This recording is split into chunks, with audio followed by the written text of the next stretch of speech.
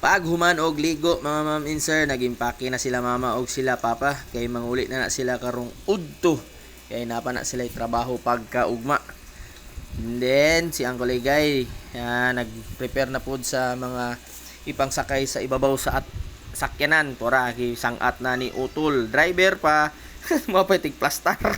Okay kayo, good job kay si Utol. Dayon lang na tol. Ikaw magyapitig dala ng sakyanan.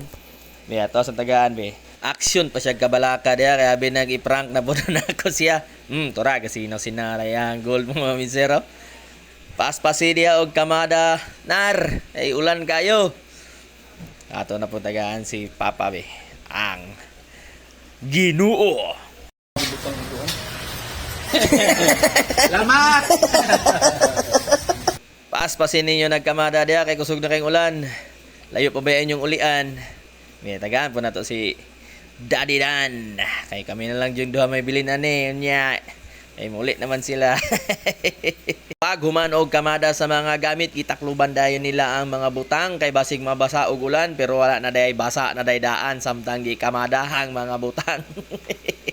Bright po niya kung mga ison. May makalupig.